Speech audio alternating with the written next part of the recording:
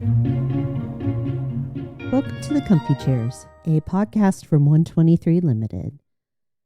Today's episode is part of our series, Comfy Chairs Hard Questions, Comfy HQ, a bite-sized offering to help grow our knowledge of leading and learning. During each HQ episode, I answer your questions about specific Comfy Chairs topics, or how to tackle day-to-day leadership challenges, or any other subject that fits in the beautifully broad category of leading and learning. So for today's answers from Comfy HQ, I'm going to talk about making peace with feedback and the differences between leading and managing. What should I do about feedback I don't agree with? This is just hard. Before we get into the to-do part of this answer, let me acknowledge that sometimes feedback hurts. Ideally, the feedback giver doesn't intend you harm and is truly giving you a kindness that just happens to sting. But people are sometimes careless and cruel. It's important to know that the giver's motivation can play a part in how you react and respond.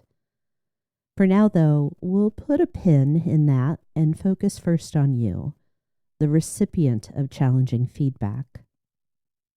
I train and coach people to respond to all feedback, regardless of the source, topic, or nature of it, with just 2 words. Thank you. Why do I do this? Well, there are a few reasons. If someone has been bold enough to share feedback with you, it's important to express gratitude. If someone is providing feedback you asked for, you definitely owe them thanks. And if someone is giving you, let's call it spiteful feedback, saying thank you can disarm them. Ultimately, thanking someone for their feedback puts you in the right headspace and heart space, if you will, to receive and comprehend what you've heard. But thank you is just the first step. The real work comes in how you process what you've heard and decide what to do next. There are a number of skill sets related to feedback, giving, responding, so on.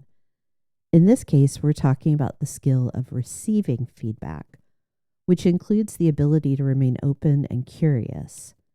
So you say thank you, and then you can begin to examine the feedback and choose how you will respond.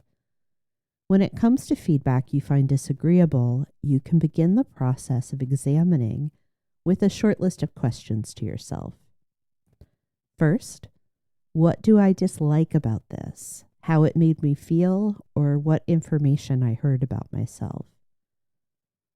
Second, am I responding this way to the content of the feedback or the person who delivered it? And third, is there any part of the feedback that I can use? And if so, how will I apply it to learn or change? I want to point out that this can apply to feedback that you don't agree with that still gives you positive input. For example, imagine your boss tells you that you did a great job on a presentation where you thought you bombed. You disagree. But what about this do you dislike, and will you choose to apply the feedback in the future? Because that's the real decision you have to make whenever you receive feedback. You can choose to ignore what you're being told, or you can accept it and learn something about yourself that will help you in the long run. Our response to feedback is the answer to the question, what have I learned? It could even sound like, well, I've learned I don't respond well when Steve gives me feedback. What will I do about that? The best feedback is useful. The good news is that you have the power of choice. Dismiss it, dwell on it, or learn from it. And your choice can transform even the least welcome feedback into a valuable lesson.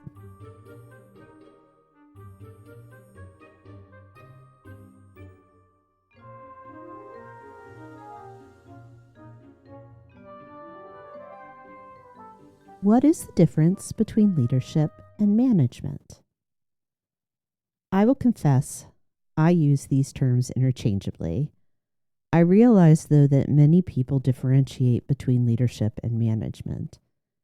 In general, those that do view management as something that typically occurs on a smaller scale and focuses on operational responsibilities.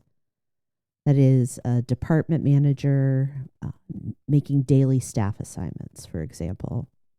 Management of this nature seems to be task-oriented, whether it be tasks employees perform or the tasks a team must complete, or even the tasks associated with a specific project.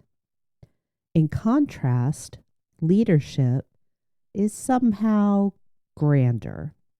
Whether directing people or setting strategy, a leader is associated with things like vision and big picture concerns. In my experience, people who separate management from leadership associate the former with mid-level functions and the latter with senior or executive roles.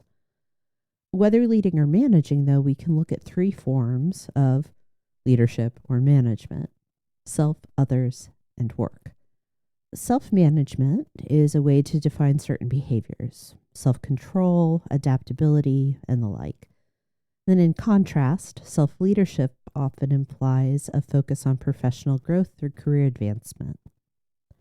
Managing others, as I've mentioned, denotes the ability to make clear assignments and scope work appropriately to achieve certain business goals.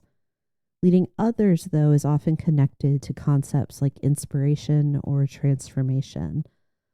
Less tangible, but sometimes seen as more admirable. Managing work is, again, task-oriented or connected to day-to-day needs. Leading work has shades of strategy and other large-scale or long-term concerns. The exact differences will vary based on your own experience and even work setting, but the broadest way to talk about how people typically separate management and leadership is to draw a line between what people are doing today and where the organization will be tomorrow. When we look at leadership and management through these three lenses, we actually see how much overlap exists. And that brings me to a bigger question. Why do we insist on treating them as entirely separate? Now, I imagine that some managers listening to this disagree with any definition of their work that limits them to tasks and day-to-day considerations. Or people who view themselves as leaders could be taking exception to the idea that leadership is less involved with scoping work or practicing self-control. At least, I hope so. Because I want to make the case for not treating leadership and management as entirely different. If we say leadership is all one thing and management is another thing entirely, we are creating the conditions that might allow us to view one as more valuable than the other. Separating leadership from management reinforces exclusive leadership models, like the great man theory that I have referenced and dismissed multiple times on this podcast. It suggests that only certain people are naturally born to lead. And when we buy into this mindset, we risk overlooking the fact that great leadership and great management are built, not inherited. Here's the question that led me to these opinions. Would I want to work with a manager who can't lead, or for a leader who can't manage? Ultimately, leadership and management are not opposing forces. They're two parts of the same role. So rather than asking how one or the other shows up, or if you lean more toward one or the other, ask yourself, what is it that you, your team, and your work need? And then use your answer to determine how you will show up and lead or manage. You decide.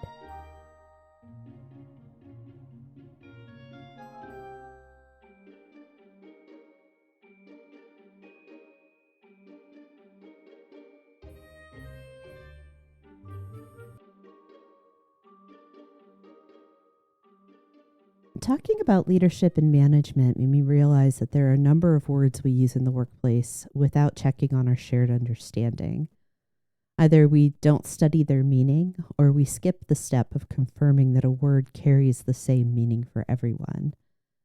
I'm confident that many people experience language in the same way that I do, in layers, where there can be a dictionary definition overlaid by my personal understanding and experience with the word, taking into account the present context, and any number of connections that can exist between our words and our thoughts.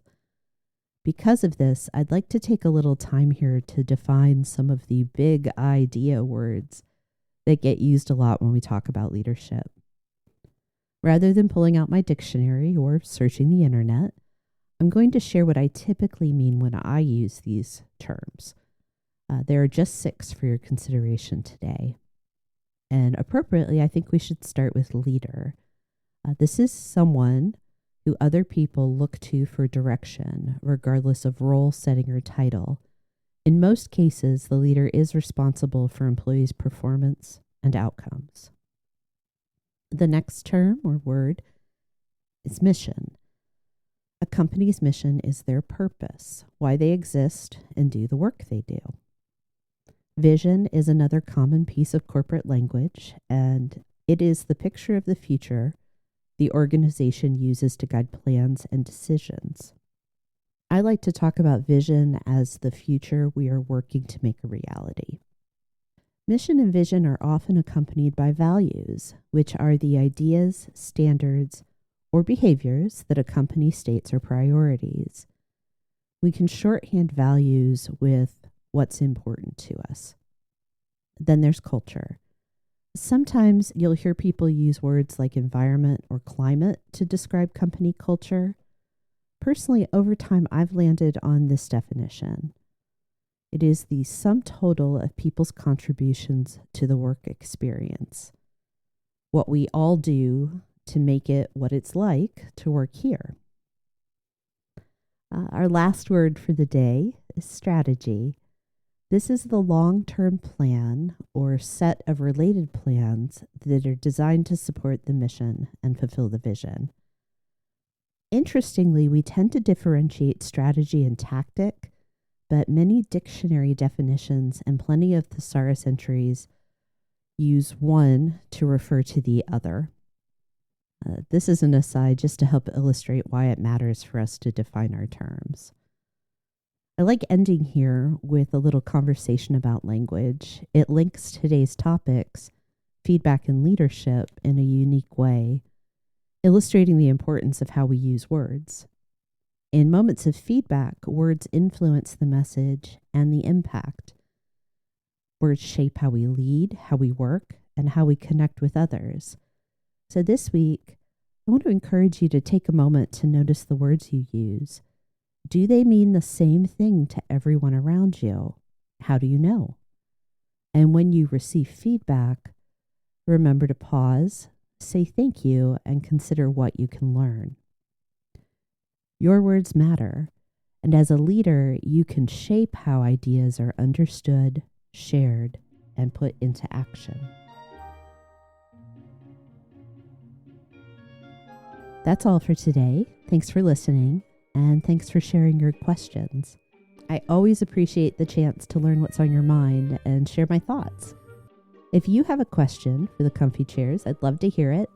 Just follow the link in the show notes. And don't forget, Comfy Chairs Hard Questions drops every other week, right between our deep dive conversations on leading and learning. Next week, I'll be back in the Comfy Chairs with a conversation about developing leadership teams with guest James Madison. We'll see you then.